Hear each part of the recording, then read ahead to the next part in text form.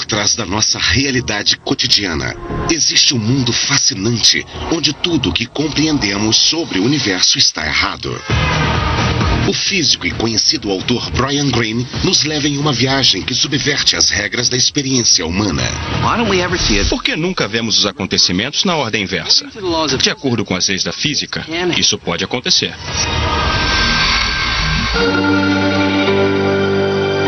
Além do cosmos, mecânica quântica.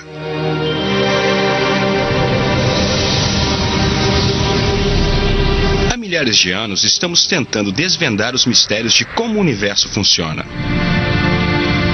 Nos saímos muito bem. Chegamos a um conjunto de leis que descrevem o movimento claro e preciso das galáxias, estrelas e planetas. Mas agora sabemos que, em um nível fundamental, as coisas são bem mais nebulosas. Descobrimos um novo conjunto revolucionário de leis que transformaram completamente nossa imagem do universo. Do espaço sideral ao coração da cidade de Nova York, até o âmbito microscópico, nossa visão sobre o mundo mudou graças a essas leis estranhas e misteriosas que estão redefinindo nossa compreensão sobre a realidade. São as leis da mecânica quântica. As regras da mecânica quântica regem cada átomo e cada partícula minúscula em todo e qualquer pedaço de matéria, em estrelas e planetas, em rochas e prédios, em você e em mim. Não percebemos a estranheza da mecânica quântica no nosso dia a dia, mas ela está sempre lá se você souber onde procurar. Só precisa mudar sua perspectiva e chegar até as menores escalas, até o nível dos átomos e das partículas dentro deles. No nível quântico, as leis que regem esse pequeno universo parecem completamente diferentes das conhecidas leis que regem os objetos maiores do nosso cotidiano. Depois de reparar nelas, você nunca mais verá o mundo do mesmo jeito. Até pouco tempo atrás, nós achávamos que já tínhamos entendido tudo. As leis que determinam como os planetas giram em torno do Sol, como uma bola faz um arco quando é arremessada para cima, como as ondulações se espalham na superfície de um lago. Essas leis foram descritas em uma série de equações chamadas de mecânica clássica, e elas permitiam prever o comportamento das coisas com exatidão.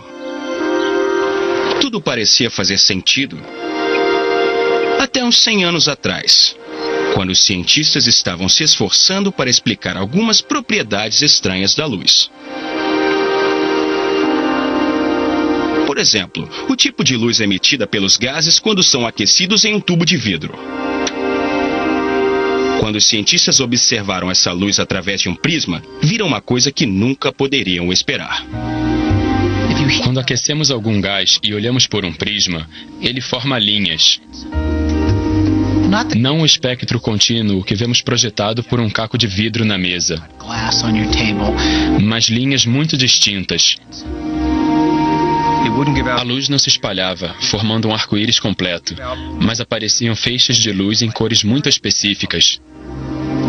Era um mistério entender o que estava acontecendo.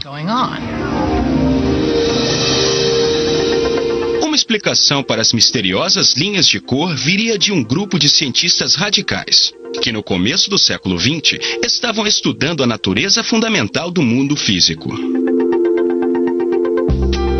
Algumas das ideias mais surpreendentes viriam da mente de Niels Bohr, um físico que adorava discutir novos conceitos jogando ping-pong. Bohr estava convencido de que a solução para o mistério estava no coração da matéria, na estrutura do átomo. Ele achava que os átomos pareciam pequenos sistemas solares, com partículas ainda menores, chamadas elétrons, orbitando em volta de um núcleo, da mesma forma que os planetas giram em torno do Sol. Mas Bohr propôs que, diferente do sistema solar, os elétrons não podiam se mover em uma órbita qualquer. Apenas determinadas órbitas eram permitidas. Ele teve uma ideia espantosa e completamente antifísica. Aqueles eram estados específicos, órbitas fixas que os elétrons podiam descrever. E só essas órbitas. Bohr afirmou que quando um átomo é aquecido, seus elétrons ficam agitados e pulam de uma órbita fixa para outra. Cada salto para baixo emite energia na forma de luz, em comprimentos de onda muito específicos. E por isso, os átomos produzem cores muito específicas. É daí que tiramos a expressão salto quântico. Se não fosse pelo salto quântico, teríamos um borrão de cor saindo de um átomo quando ele se agitasse ou sossegasse. Mas não é isso que vemos no laboratório. Vemos vermelhos e verdes muito definidos. O salto quântico é a origem e o autor dessa cor definida. A grande surpresa do salto quântico foi que os elétrons iam diretamente daqui para lá, aparentemente sem se mover pelo espaço no meio. É como se, de repente, Marte sumisse de sua órbita e aparecesse na órbita de Júpiter. Bohr argumentou que o salto quântico surge de uma propriedade fundamental e fundamentalmente esquisita dos elétrons nos átomos. Sua energia vem em blocos distintos que não podem ser subdivididos. Quantidades mínimas específicas chamadas quanta.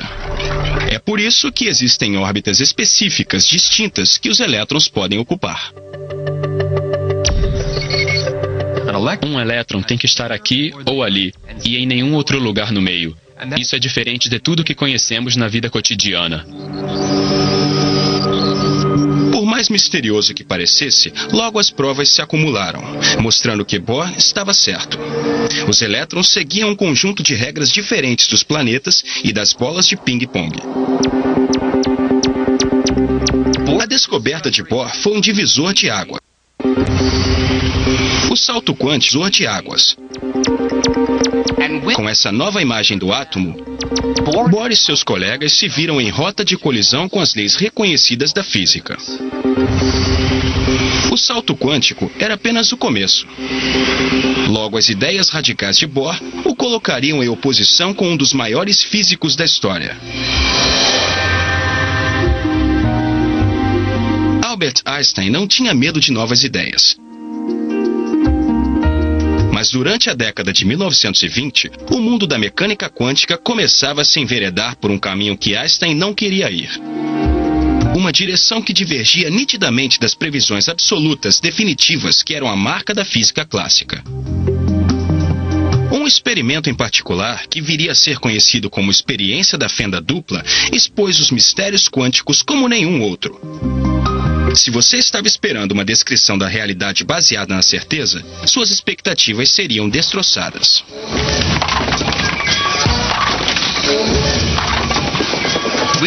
Podemos entender melhor a experiência da fenda dupla e como ela altera radicalmente nossa ideia da realidade, realizando um experimento parecido. Não na escala das partículas muito pequenas, mas com objetos mais cotidianos, como os que encontramos em uma pista de boliche. Mas antes, eu preciso fazer alguns ajustes na pista.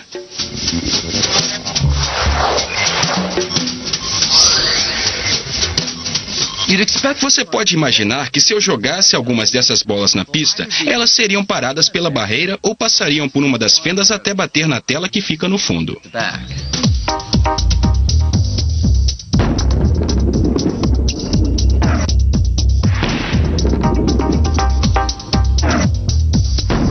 Na verdade, é isso mesmo que acontece. As bolas que passam sempre batem na tela diretamente atrás da fenda da direita ou na fenda da esquerda. A experiência da fenda dupla funciona assim, mas em vez de bolas de boliche, usamos elétrons, que são bilhões de vezes menores. Você pode imaginá-los assim.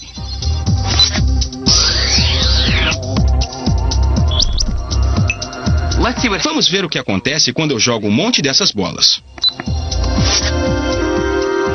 Quando os elétrons são arremessados nas duas fendas, o que acontece no outro lado é muito diferente. Em vez de atingir só duas áreas, os elétrons batem em toda a tela, criando um padrão de linhas, inclusive bem no meio das duas fendas. O lugar que esperaríamos que fosse bloqueado. Então, o que está acontecendo? Esse padrão só podia significar uma coisa para os físicos, mesmo nos anos 20. Ondas. As ondas podem fazer várias coisas interessantes. Coisas que uma bola de boliche nunca poderia fazer. Elas se dividem. Elas se combinam. Se eu jogasse uma onda de água pelas fendas duplas, ela iria se dividir em duas e depois as duas iriam se cruzar. Os picos e vales iam se combinar, aumentando em alguns lugares, diminuindo em outros, e às vezes os dois se anulariam.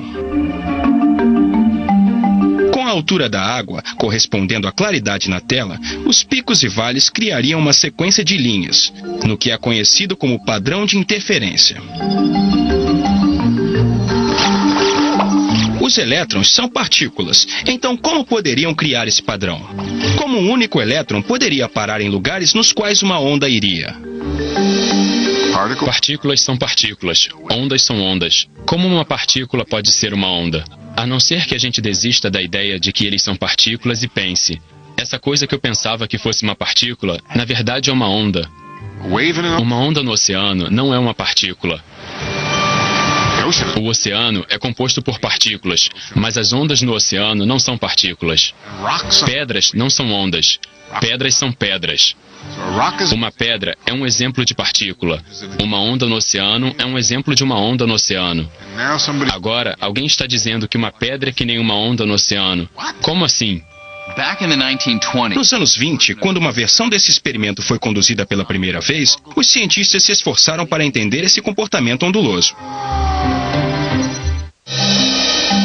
Até que um físico chamado Max Born teve uma nova ideia revolucionária sobre o que a equação da onda descrevia.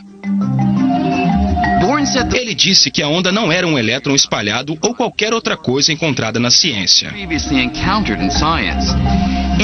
Born afirmou que ela era muito peculiar. Uma onda de probabilidade. Ou seja, ele argumentava que o tamanho da onda em qualquer lugar prevê a probabilidade do elétron ser encontrado ali. Os lugares em que a onda é maior não são onde a maior parte do elétron está, são onde é mais provável que ele esteja. Isso é muito estranho, né? O elétron em si parece ser uma confusão de possibilidades. Não podemos perguntar onde o elétron está agora. Mas sim, se eu procurar um elétron nesse pedacinho específico do espaço, qual é a probabilidade de encontrá-lo ali?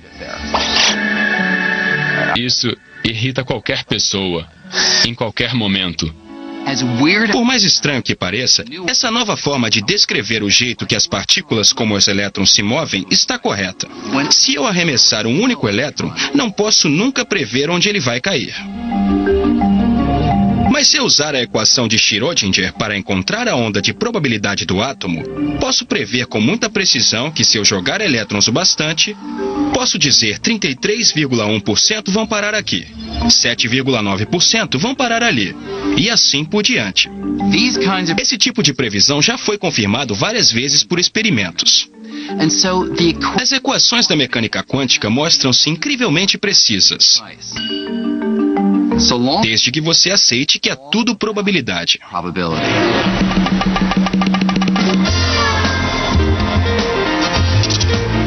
Se você acha que probabilidade significa ter que adivinhar, os cassinos de Las Vegas vão provar que você está errado.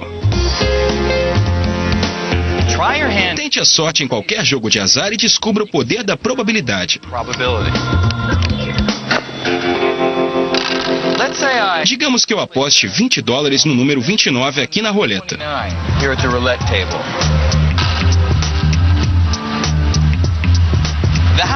A banca não sabe ainda se eu vou ganhar nessa rodada, ou na próxima, ou na próxima. Mas sabe qual é a minha probabilidade de ganhar nesse jogo? É 1 em 38.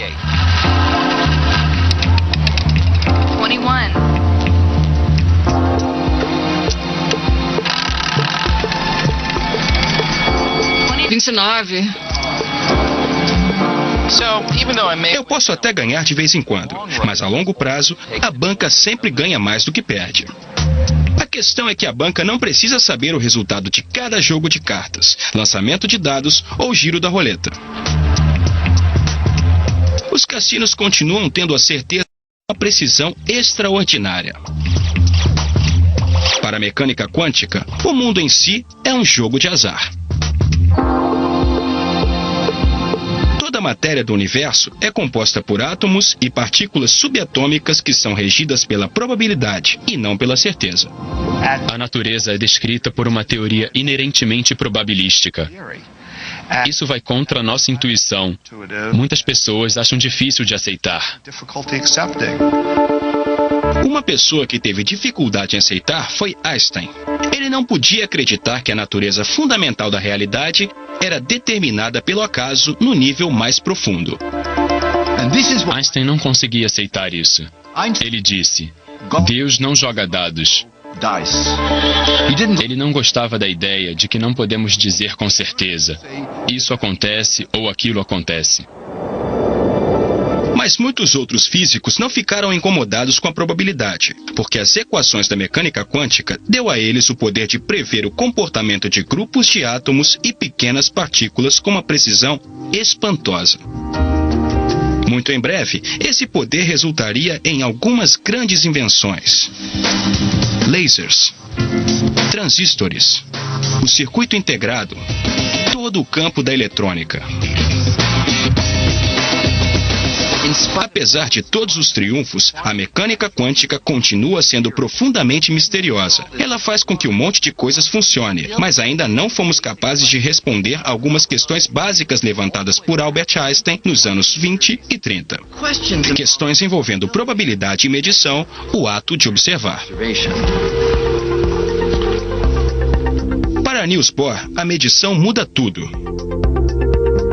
Ele acreditava que antes que uma partícula fosse medida e observada, suas características eram incertas. Um elétron na experiência da fenda dupla, por exemplo. Antes que sua localização seja determinada, ele pode estar em qualquer lugar, com uma vasta gama de possibilidades. Até o momento em que o observamos. É só então que a incerteza sobre a localização desaparece.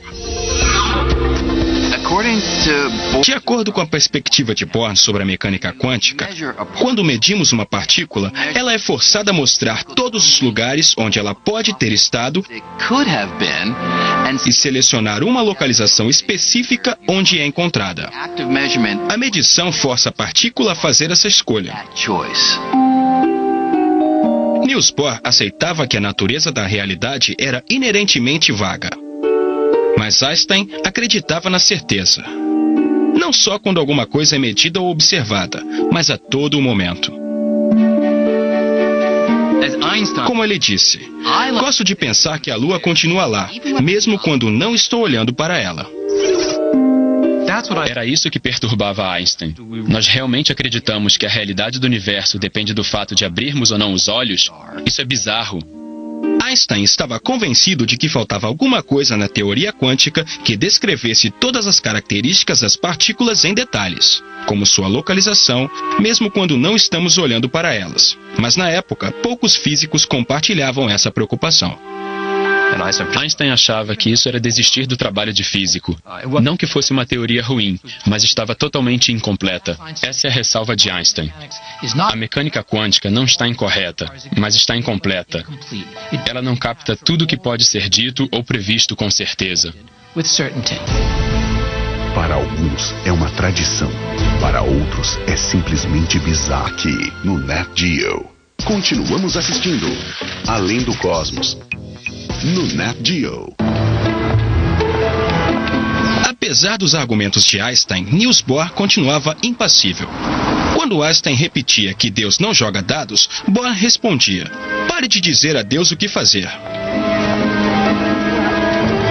Em 1935, Einstein achou que tinha finalmente encontrado o calcanhar de Aquiles da mecânica quântica.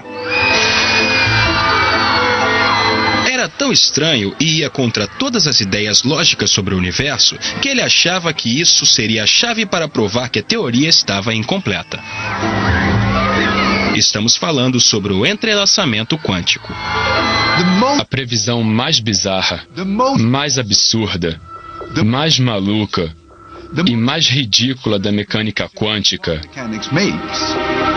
é o entrelaçamento. O entrelaçamento é uma previsão teórica que vem das equações da mecânica quântica. Duas partículas podem se entrelaçar se estiverem muito próximas e suas propriedades se ligam. Mesmo se nós separarmos essas partículas, jogando cada uma em direções opostas, a mecânica quântica diz que elas continuam entrelaçadas, conectadas de forma inextricável. Para entender como isso é profundamente estranho, considere uma propriedade dos elétrons chamada spin. Diferentemente de um peão, um átomo gira de forma completamente incerta, até que ele seja medido, assim como outras propriedades quânticas.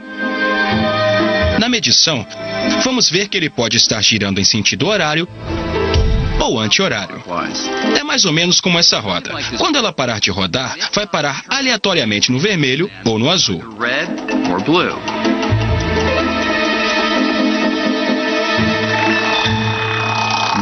Agora imagine uma segunda roda.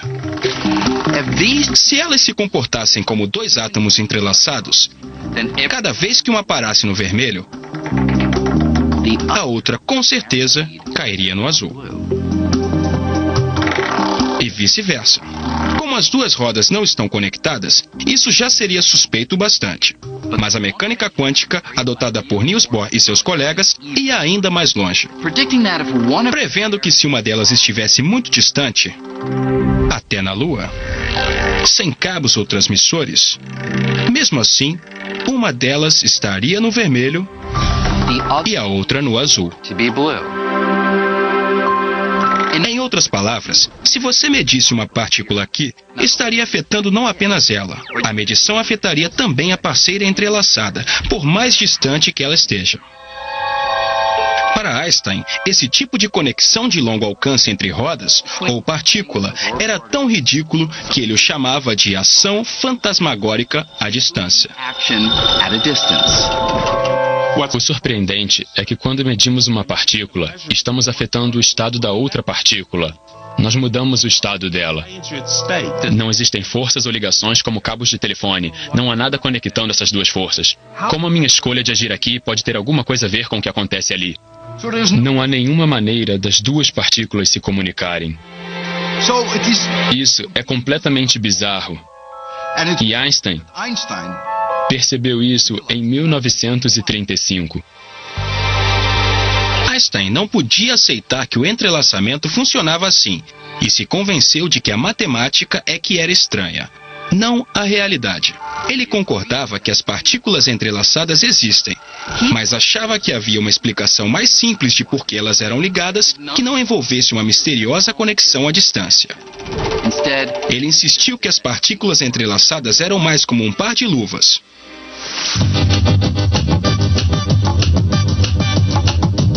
Imagine que alguém separe as duas luvas, colocando cada uma em um estojo. Depois a pessoa entrega um dos estojos para mim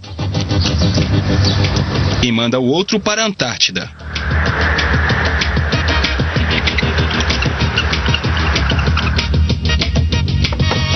Obrigado. Antes de olhar dentro do estojo, eu sei que tem a mão direita ou a mão esquerda de uma luva. No momento em que eu abrir e achar a mão esquerda, vou saber que a mão direita está no estojo que foi para a Antártida, mesmo que ninguém olhe lá dentro. Não tem mistério nenhum. É claro que não afetei nenhuma das luvas ao olhar dentro do estojo. A mão esquerda sempre esteve nesse estojo, e a direita sempre esteve no estojo que foi para a Antártida. Isso foi determinado no momento em que as luvas foram separadas e guardadas. Einstein achou que a mesma ideia se aplicava às partículas entrelaçadas. A configuração dos elétrons deve ter sido determinada no instante em que eles foram separados. Quem estava certo?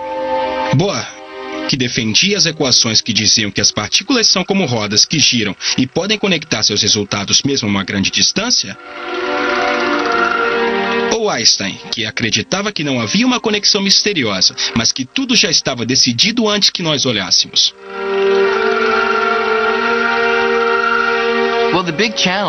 O grande desafio em descobrir quem estava certo era que Einstein dizia que uma partícula tem um spin específico antes da medição. Poderíamos perguntar a ele como verificamos isso, e Einstein diria: é só medir que você vai encontrar o spin específico. Bohr diria: mas é o ato de medir que leva o spin a um estado específico. Ninguém sabia como solucionar o problema. A questão passou a ser considerada filosofia e não ciência. Em 1955, Einstein morreu, ainda convencido de que a mecânica quântica oferecia, na melhor das hipóteses, um quadro incompleto da realidade.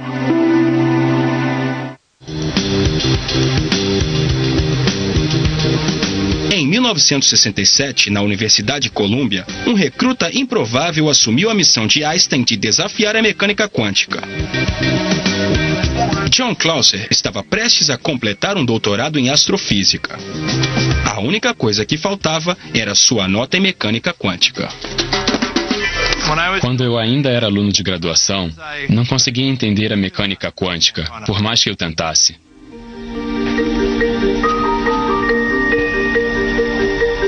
Clauser estava se perguntando se Einstein poderia estar certo, quando fez uma descoberta que mudou sua vida.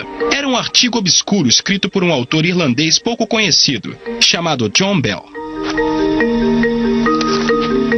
Bell parecia ter encontrado uma forma de resolver o impasse entre Einstein e Bohr, e mostrar de uma vez por todas quem estava certo sobre o universo. Eu tinha certeza que a perspectiva da mecânica quântica provavelmente estava errada. Ao ler o artigo, Clauser viu que Bell tinha descoberto como afirmar se as partículas entrelaçadas estavam realmente se comunicando através de alguma ação fantasmagórica, como as rodas correspondentes, ou se não havia nada de fantasmagórico e as partículas já tinham suas próprias definições, como um par de luvas, e mais. Com alguns cálculos espertos, Bell mostrou que não havia nenhuma ação fantasmagórica. A mecânica quântica não estaria apenas incompleta, como Einstein pensava. Ela estaria errada. Cheguei à conclusão de que era um dos resultados. O experimento que Bell imaginou poderia ser feito. Nós poderíamos fazer um experimento de verdade para verificar o assunto. Clauser começou a construir uma máquina que finalmente resolveria o impasse. Eu era só um aluno de graduação metido na época. Há sempre uma pequena chance de você descobrir um resultado que vai sacudir o mundo.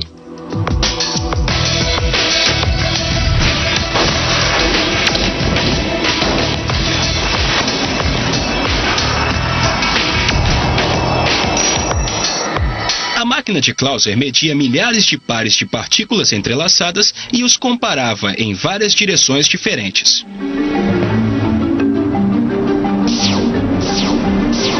Quando os resultados começaram a aparecer, Clauser teve uma surpresa e não ficou feliz.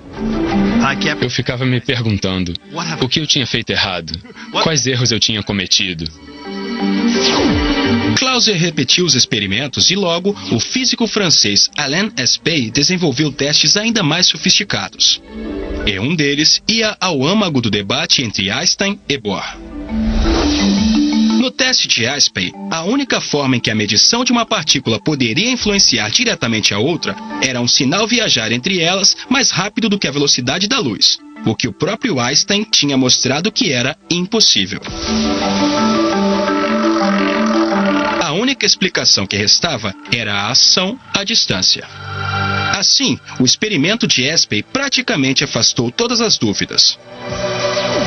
Os resultados do teste eram chocantes. Eles mostravam que os cálculos da mecânica quântica estavam certos. O entrelaçamento é real. As partículas quânticas podem estar ligadas ao longo do espaço. Medir uma partícula pode afetar de verdade seu par distante, como se o espaço entre as duas não existisse. Justamente o que Einstein achou que fosse impossível, a ação fantasmagórica à distância, realmente acontece. Fiquei muito triste de não ter derrubado a mecânica quântica mais uma vez, porque até hoje tenho muita dificuldade em entender a teoria. Isso é o mais estranho da mecânica quântica. É impossível compreender. Não me pergunte por quê. Não pergunte como funciona, porque é uma pergunta ilegal. Isso é o mais estranho da mecânica quântica. É impossível compreender. Não me pergunte por quê.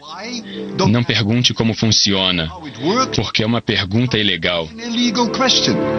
Tudo o que podemos dizer é que aparentemente é assim que o mundo funciona. Se nós aceitamos que o mundo realmente funciona desse jeito bizarro, seria possível aproveitar a ação fantasmagórica à distância do entrelaçamento para alguma coisa útil? Sempre tivemos o sonho de transportar pessoas e objetos de um lugar para outro sem percorrer o espaço entre eles. Em outras palavras, teletransporte. Me teletransporte a bordo. Energizar. Energizar. A série Star Trek sempre fez o teletransporte parecer muito convincente. Pode soar como ficção científica, mas como o entrelaçamento pode torná-lo possível? Incrivelmente, alguns testes já estão sendo feitos nas Ilhas Canárias, na costa da África. Nós fazemos os experimentos aqui nas Ilhas Canárias porque temos 2 observatórios. Além disso, é um ambiente agradável.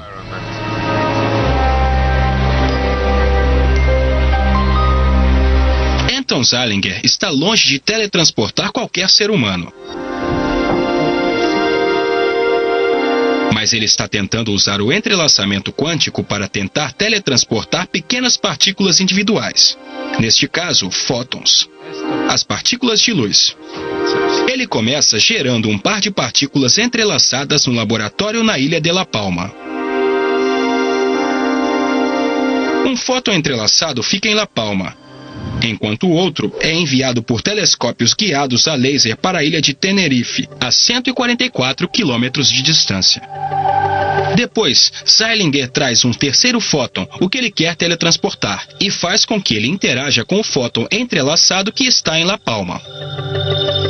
A equipe estuda a interação comparando o estado quântico das 2 partículas. E aqui está a parte interessante. Por causa da ação à distância, a equipe vai ser capaz de usar a comparação para transformar o fóton entrelaçado na ilha distante em uma cópia idêntica do terceiro fóton. Vai ser como se o terceiro fóton tivesse sido teletransportado pelo mar, sem percorrer o espaço entre as ilhas. Nós extraímos a informação levada pelo fóton original e criamos um novo original. Usando essa técnica em outros lugares, Zeilinger conseguiu teletransportar milhares de partículas. Em 1990, a seguir, Paranormal, no Nat Geo. Mas será que podemos ir além? Já que somos feitos de partículas, esse processo poderia tornar possível o teletransporte humano?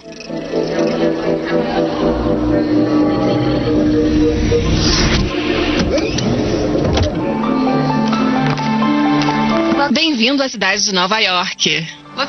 Digamos que eu queira ir a Paris para um almoço rápido. Em teoria, o entrelaçamento pode fazer com que isso seja possível algum dia. Eu precisaria de uma câmara de partículas aqui em Nova York que estivesse entrelaçada com outra câmara em Paris. Por aqui, Sr. Green. Eu entraria em uma cabine que funciona como um scanner ou aparelho de fax. Enquanto o dispositivo varre o enorme número de partículas no meu corpo, mais partículas do que o número de estrelas no universo observado, ele está varrendo também as partículas na outra câmara e cria uma lista que compara o estado quântico dos 2 conjuntos de partículas. O entrelaçamento entra em ação. Por causa da ação fantasmagórica à distância, essa lista também revela como o estado original das minhas partículas está relacionado com as partículas em Paris. A operadora envia essa lista a Paris. Lá, eles usam essa informação para reconstruir o estado quântico de cada uma das minhas partículas. E um novo eu é materializado.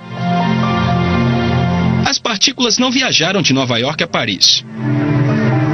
O entrelaçamento permite que o meu estado quântico seja extraído em Nova York e reconstituído em Paris, até a última partícula.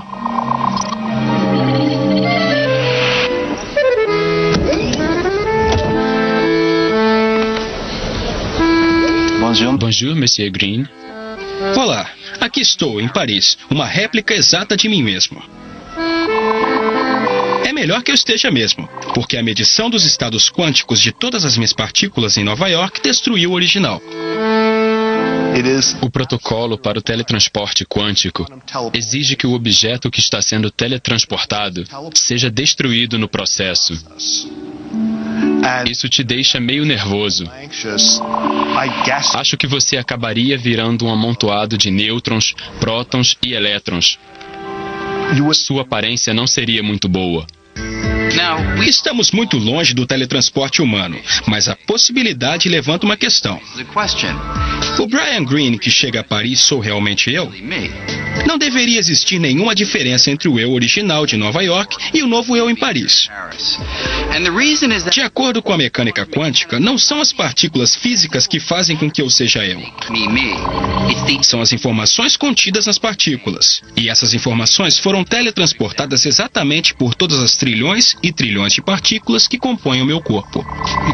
Uma questão filosófica profunda é se o que chega à estação de destino é o original ou não.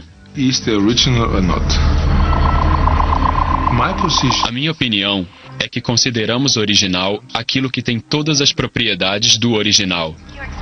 Então, neste caso, é o original. Eu nunca entraria nessa máquina. Mesmo que o teletransporte humano nunca vire realidade, a incerteza da mecânica quântica tem várias outras possibilidades de aplicação. Aqui no Instituto de Tecnologia de Massachusetts, Seth Lloyd é um dos muitos pesquisadores que estão tentando aproveitar a mecânica quântica de novas formas. A mecânica quântica é estranha. A vida está nos dando uns limões esquisitos. Será que podemos fazer uma limonada esquisita com eles? A limonada esquisita de Lloyd vem na forma de um computador quântico. Essas são as entranhas do computador quântico. Essa engenhoca de ouro e cobre pode não parecer nem um pouco com seu laptop, mas no fundo ela fala a mesma língua. Código binário, uma linguagem de computação feita de zeros e uns, chamados de bits. O menor pedaço de informação é um bit. O que um computador faz é decompor a informação até os menores pedaços e depois agitá-los muito, muito rápido. O computador quântico funciona com bits, mas diferente de um bit convencional, que a cada momento pode ser 0 ou 1, um bit quântico é muito mais flexível. Alguma coisa aqui pode ser um bit. Aqui tem 0, ali tem 1. Isso é um bit de informação. Se pudermos ter um bit que está ao mesmo tempo aqui e ali, temos um bit quântico. Do mesmo jeito que um elétron pode girar em sentido horário e anti-horário,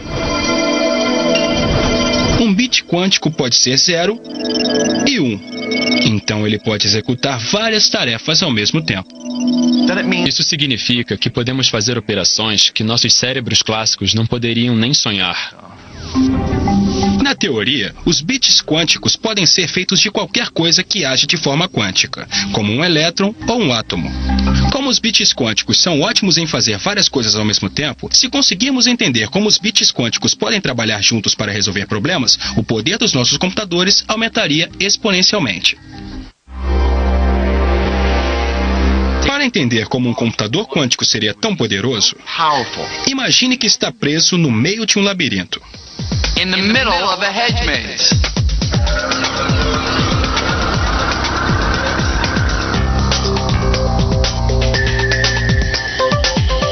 Você ia querer achar a saída o mais rápido possível. O problema é que existem muitas opções. E eu preciso tentar uma por uma. Isso significa que vou chegar a vários becos sem saída. Vou passar por vários caminhos e entrar em vários lugares errados, até finalmente ter a sorte de achar a saída. É assim que os computadores atuais resolvem problemas. Apesar de serem rápidos, eles só podem realizar uma tarefa por vez, do mesmo jeito que só podemos explorar um caminho por vez no labirinto. Mas se eu pudesse tentar todas as possibilidades de uma só vez, tudo seria diferente. É assim que a computação quântica funciona. Como as partículas podem estar, de certa forma, em vários lugares ao mesmo tempo, o computador poderia investigar um número imenso de caminhos e soluções ao mesmo tempo, e acharia a opção correta no estalo. Um labirinto como este tem um número limitado de rotas a serem exploradas. Então um computador convencional acharia a saída bem rápido. Mas imagine um problema com milhões ou bilhões de variáveis. Como prever o tempo com muita antecedência. Poderíamos ser capazes de prever desastres naturais como terremotos ou tornados. Resolver esse tipo de problema agora seria impossível, pois precisaríamos de um computador ridiculamente grande. Mas um computador quântico terminaria o serviço com algumas centenas de átomos. O cérebro desse computador seria menor que um grão de areia. Não há dúvidas de que estamos cada vez melhores em aproveitar o poder do mundo quântico. E quem sabe até onde ele pode nos levar. Mas não podemos esquecer que no centro dessa teoria, que já nos deu tanta coisa, ainda existe um buraco. Onde foi parar toda a esquisitice que havia no nível quântico, na escala dos átomos e das partículas? Por que as coisas no mundo quântico pairam em um estado de incerteza? Aparentemente com uma parte aqui e outra ali, enquanto eu e você, que somos feitos de átomos e partículas, parecemos estar sempre presos em um estado específico. Nós estamos sempre aqui ou ali. Niels Bohr não ofereceu nenhuma explicação de por que a incerteza do mundo quântico some quando as coisas aumentam de tamanho. Por mais poderosa e precisa que a mecânica quântica tenha se mostrado, os cientistas ainda estão se esforçando para entender isso. Alguns acreditam que está faltando algum detalhe nas equações da mecânica quântica. Apesar de haver múltiplas possibilidades no nível minúsculo, os detalhes que estão faltando ajustariam os números dos átomos para os objetos grandes. E então ficaria claro que quase todas as possibilidades desaparecem. Menos uma, que seria o único resultado definitivo. Outros físicos acreditam que todas as possibilidades do mundo quântico nunca desaparecem de verdade. Mas cada um dos resultados possíveis realmente acontece.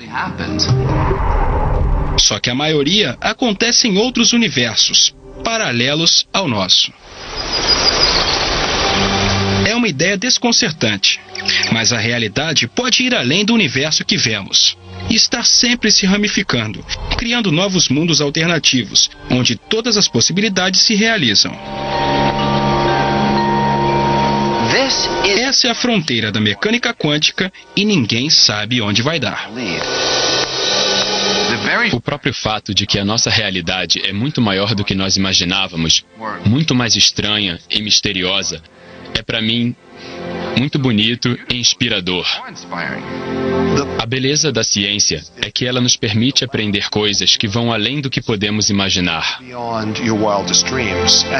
A mecânica quântica é o melhor exemplo disso. Depois que você aprender mecânica quântica, nunca mais será o mesmo.